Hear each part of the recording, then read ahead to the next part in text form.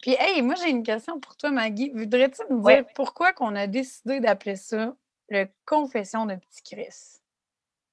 Ben, c'est que vu que je suis pognée dans le système de santé, puis que j'ai été pognée dans le système de la DPJ pendant plusieurs années, j'ai tout le temps trouvé qu'il y avait quelque chose qui est resté des années qu'on a eues au Québec, parce que la religion prenait beaucoup de place. Ça se manifeste différemment, c'est sûr, mais il y a quelque chose de très cadré, qui ressemble beaucoup à ce qu'on a vécu au Québec avec la religion, parce qu'avant, la religion était comme mêlée à l'État.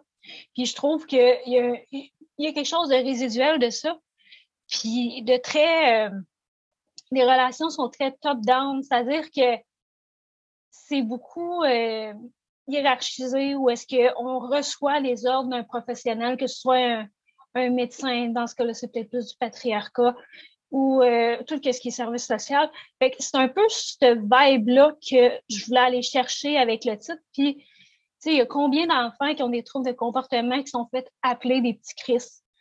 Fait que je voulais qu'il y ait comme une reprise de ce terme-là, puis ça m'inspirait beaucoup d'aller chercher ces deux termes-là ensemble, confession de petit Christ, pour essayer d'illustrer un peu une dynamique que je vois dans la société qui est encore présente, malgré que ça fasse des années qu'on essaye de laïciser l'État, la société.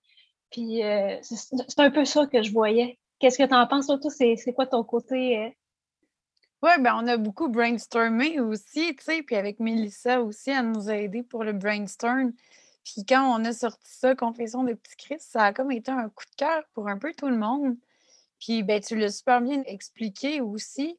Mais je pense qu'il y avait aussi une réappropriation du mot aussi qu'on voulait changer cette image-là, que c'est pas tous les jeunes qui ont passé par le système de la protection de la jeunesse qui sont des petits Chris, puis d'essayer de voir au-delà de ces comportements-là, des fois qui peuvent être dérangeants, qui peuvent être jugés aussi, et puis de se dire, ben, qu'est-ce qui amène les jeunes à avoir ces comportements-là? Qu'est-ce qui se cache derrière ces comportements-là? Puis souvent, ben, c'est des traumas qui sont cachés. C'est des expériences de vie qui emmènent les gens à des patterns ou à agir, en fait,